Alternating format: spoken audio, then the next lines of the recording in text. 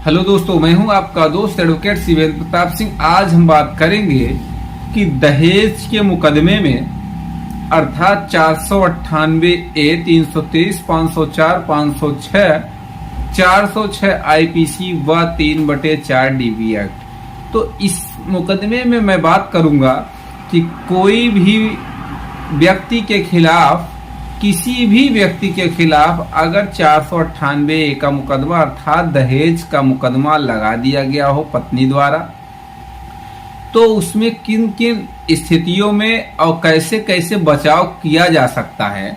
सबसे पहला जो बचाव होगा, आपको बताएं कि अगर एफआईआर दर्ज हो गई है तो एफआईआर दर्ज होने के बाद सीधे तौर पे अगर आपको लगता है कि ये एकदम से फर्जी मुकदमा है, निराधार है, और अगर आपके पास तमाम ग्राउंड हैं, तो फिर ऐसी स्थिति में आप हाई कोर्ट में एफआईआर क्वेशिंग में जा सकते हैं। एक रिट फाइल करके एफआईआर क्वेश करा सकते हैं, एफआईआर को चैलेंज कर सकते हैं प्रत्येक स्टेट के हाई कोर्ट में।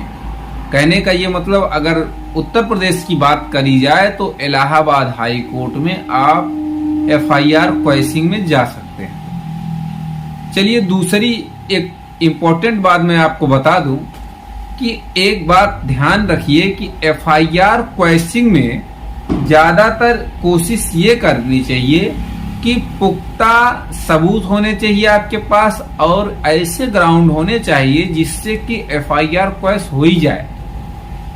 जैसे कि मान लेते हैं कि आपकी शादी 7 साल हो चुका है, तो भी कभी कभी आपको देखने को मिलेगा 7 साल से ज्यादा समय हो चुका रहता है, मैक्सिमम समय बीत चुका रहता है 7 साल से ज्यादा, लेकिन शादी का समय जो होगा या शादी का दिन तारीख टाइम जो होगा वो चेंज करा के पत्नियां दायर कर देती हैं 498A का मुकदमा।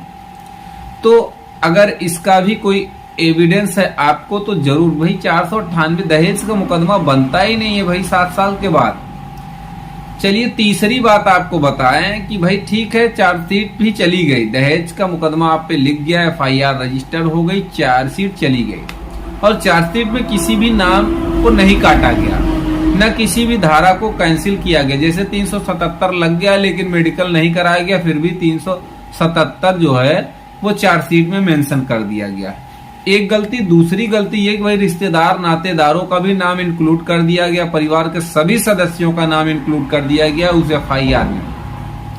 तो ऐसी स्थिति में आप जब भी चार्जशीट फाइल हो जाए तो सीधे तौर पे चार्जशीट की सर्टिफाई कॉपी ले लीजिए कोर्ट से, नकल ले लीजिए उसकी, और उस चार्जशीट को आप चैलेंज कर दीजिए 482 में, सीआरपीसी 482। भाई अगर उत्तर प्रदेश की बात करें तो इलाहाबाद हाई कोर्ट में 482 में आप जा सकते हैं। अब 482 में फायदा आपको क्या मिलेगा? 100% अगर रिश्तेदारों का नाम है या परिवार के अन्य सदस्यों का नाम है तो मैं गारंटी लेता हूं कि 482 में आपको रिश्तेदारों का नाम काट दिया जाएगा, परिवार के कुछ सदस्यों का भी नाम काट दिया जाएगा। हो सकता है सिर्फ बचे किसका, सास ससुर का और पति का। 3 नाम ही उम्मीद ये है कि बचेंगे। हो सकता है ये तीनों में से दो और काट दिया जाए, अर्थात सास ससुर का भी नाम, अगर वो अलग रह रहे होंगे, वो बाहर कहीं रह रहे होंगे, ऐसी स्थिति में नाम दर्ज किया गया है तो समझिए कि सास ससुर का भी नाम काट दिया जाएगा, सिर्फ पति का नाम बचेगा उसमें। यह है 482 की ताकत, या ये कह लीजिए 482 फाइल करने के फायदे। चलिए, 482 फाइल करते ही आपको करना क्या होगा या किन दिक्कतों का सामना भी करना पड़ सकता है उसके बारे में भी जान लेते हैं। याद रखिए, अगर इलाहाबाद भाई किसी भी हाई कोर्ट में, चूंकि अब मैं इलाहाबाद हाई कोर्ट का प्रैक्टिशनर हूं तो मुझे इलाहाबाद हाई कोर्ट नाम आ जाता है। तो अगर आपको हाई कोर्ट में चार्जशीट फाइल करनी हो, चार्जशीट चैलेंज करने के लिए 482 सीआरपीसी में जाना हो, फाइल कराना हो, चार्जशीट चैलेंज कराना हो, तो सबसे पहले जब चार्जशीट चैलेंज करेंगे आप तो मीडिएशन में आपको भेज दिया जाएगा। ध्यान रखिए कि वहां मीडिएशन में कभी भी आप अब्सेंट मत होइएगा। मीडिएशन में भी डटकर सामना करिए कि भाई अगर हम ये चलना चाहें तो चले, हम तो कोई आपत्ति हमें नहीं है। अगर इन्हें है भी तो भाई वो आपत्ति हम एक दूसरे के साथ शेयर कर सकते हैं, वो एक दूसरे के साथ निस्तारण कर सकते हैं उसका, या एक दूसरे की गलतियों को मानते हुए हम इस मामले को यहीं खत्म करना चाहते हैं, तो ऐसी स्थिति में भी आपको फायदा मिल जाएगा। अब अगर यहाँ पर भी बात नहीं बनती है तो ध्यान रखिए फायदा क्या होगा हाई कोर्ट जाने से आपको। अगर एफआईआर क्वैश नहीं हुई तो आप सब परिवार के जितने सदस्य, या ये कह लीजिए एफआईआर में जितने भी नाम हैं, वो सब पे स्टे हो जाता है, अरेस्ट स्टे हो जाता है। मुकदमे में स्टे मिल जाने का मतलब आपको गिरफ्तार नहीं किया जाएगा। चलिए चौथी और सबसे इंपॉर्टेंट बात, अगर धारा 377 लगी है और मेडिकल रिपोर्ट नहीं है, या मेडिकल लड़की ने नहीं करा, पत्नी ने नहीं करा, तो ऐसी कंडीशन में चार्जशीट जब आप चैलेंज करेंगे हाई कोर्ट में तो 377 भी हटा दिया जाएगा।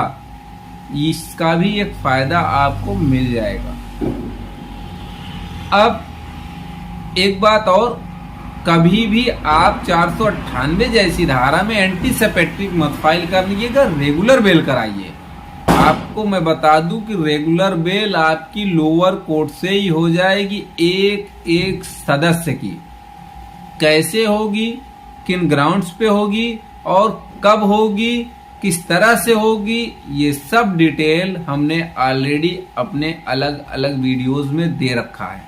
आप हमारे लिंक पे जाके देख सकते हैं, यूट्यूब पे हमारे जाके उसका लिंक, वीडियो का लिंक हम डिस्क्रिप्शन बॉक्स में जरूर दे देंगे। उसमें आप जाके स्टेप बाय स्टेप कई वीडियोस हमारे दहेज के सिलसिले में, दहेज से रिलेटेड वीडियो हमारे यूट्यूब चैनल पे ऑलरेडी मौजूद हैं। उसे जाके आप देख सकते हैं, उसका लाभ उठा सकते हैं।